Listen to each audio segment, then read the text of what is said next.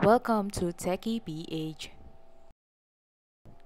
So, buksan ang iyong browser at i-search ang facebook.com.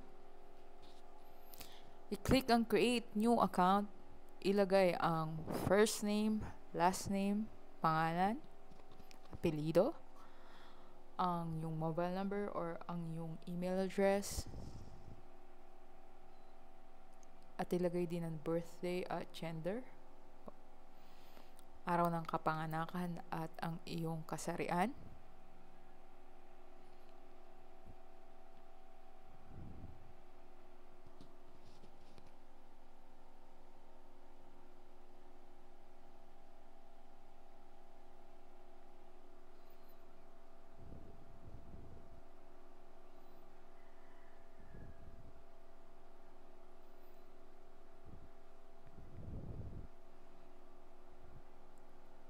So, maaari kang maka-experience ng error.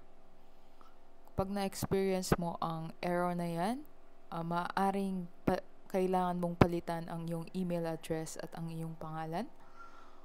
Or kailangan mong i-refresh ang page at i-click ulit ang create new account. So, ngayon ay papalitan natin ang ating email address or information para makakreate tayo ng account. Maaaring nagamit na ang ating email address dati, so ayaw na itong tanggapin ng Facebook.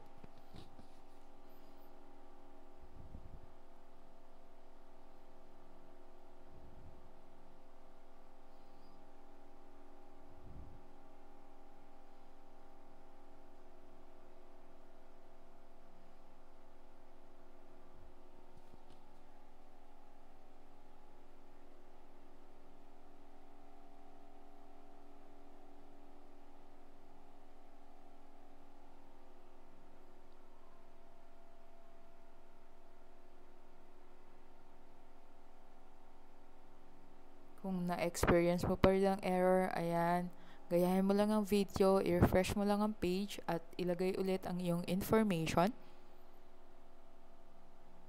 Gumamit ng bagong email address. Ang tutorial sa paggawa ng email address or Gmail account ay ilalagay ko sa description sa baba kung paano gumawa ng Gmail account. Kung wala ka naman Gmail account, maaari mo naman gamitin ang iyong mobile number.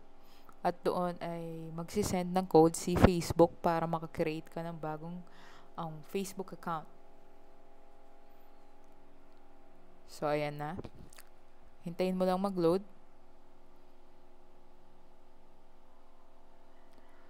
At kunin lang ang FB code sa iyong Gmail account. Maaring ilagin mo ang iyong Gmail account sa gmail.com.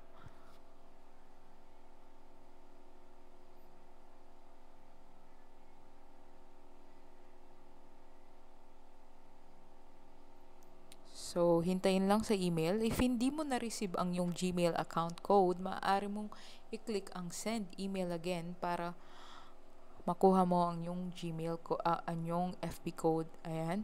Gayahin lang ang nasa video. Click OK.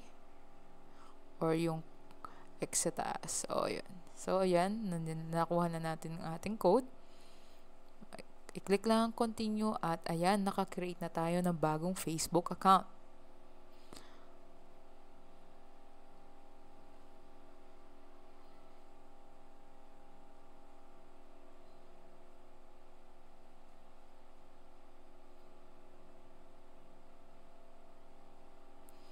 So, paglagay ng ating picture sa ating Facebook account, i-click lang ang ating pangalan sa right side.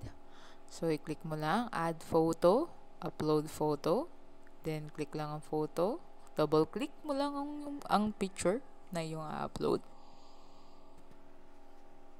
Hintayin lang mag-load hanggang sa lumitaw na ang yung picture.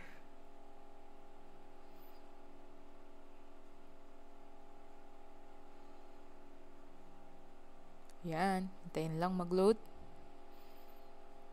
Maaari mong i-resize ang yung picture or i-drag or i-position kung anong position gusto mo. Then, click save. Sa yung cover photo, maaari kang mag-create ng avatar. Yan, ipapakita natin kung paano mag-create ng avatar.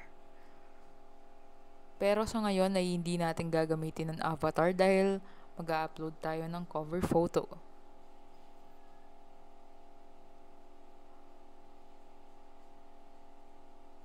Hintayin lang mag-load.